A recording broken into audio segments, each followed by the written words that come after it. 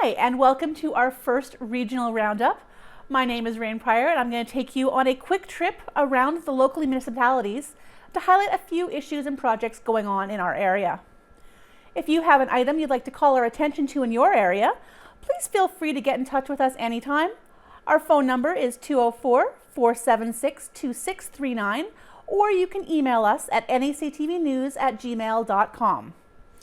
Our first stop today is north to Rosedale, where we've got a couple of hot topics going on right now. The RM of Rosedale has been looking at options to replace the secondary fire truck at the Eden Volunteer Fire Department. The truck in question dates from 1976 and was the main truck at the station until about 10 years ago.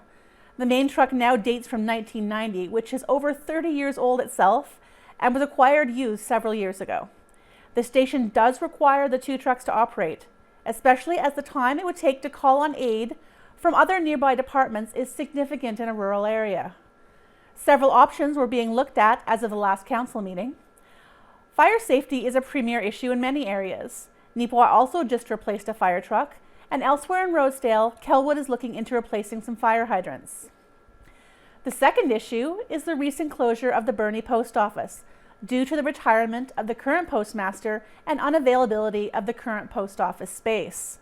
According to the RM, as well as a representative from Canada Post, mail for Burnie residents is being redirected to Neepawa on a temporary basis, and they are looking at options to reopen a post office or mailbox space in the Burnie area in the future.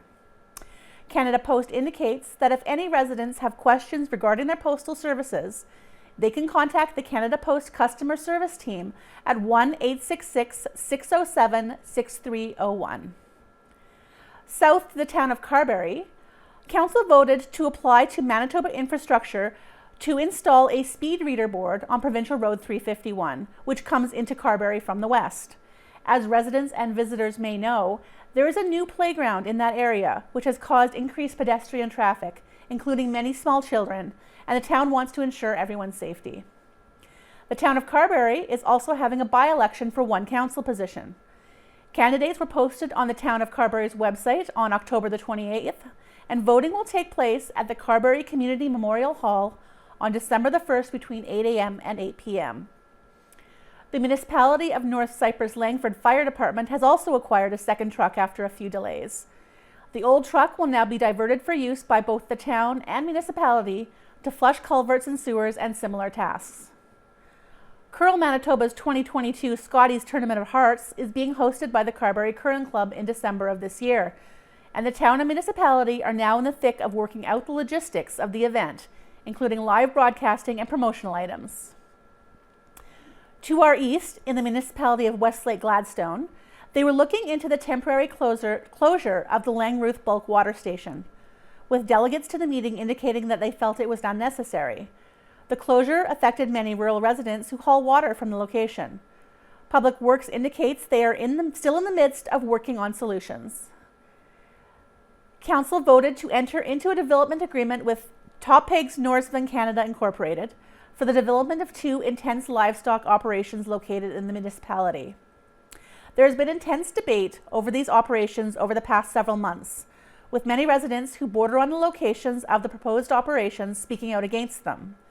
In August, the council made additional conditions for the development to address many of those concerns, including but not limited to an increased shelter belt around the operations and contributions by the company towards road maintenance in the area. Northwest to the RM of Clanwilliam Erickson, council approved an RFP to resurface the runway, taxiway, and apron at the Erickson Airport. Also known as Nielsen Field, this small local airport is operated by the Erickson Flying Club. This resurfacing is critical to keep the airport viable, as in its current condition it has the potential to damage small aircraft. The RM also holds co-council meetings with Rolling River First Nation. In Minnedosa, directly to our west, council approved the installation of several additional traffic control signs and stop signs in various locations around the town to increase public safety, including around the campground and on Main Street. Minnedosa sees a great deal of visitor traffic year-round for recreation around the lake and ski hills. Also in that area, the RM of Minto Dana is proceeding with a proposal to install a booster pump and booster station to supply the water reservoir, which is a significant project for the area. In the RM of Glenella Lansdowne, the council is getting into the finer details of the construction of a new municipal shop in the town of Arden, a $500,000 project, including the purchase of materials and services needed for the project, accepting several quotes that had been presented. As we've seen elsewhere in the area, the municipality is also investing in fire prevention and preparing for the purchase of a new fire suppression truck. So those are some of the highlights of what is happening in our region as of October the 28th, 2021. Thanks for joining us, and I'll see you next time.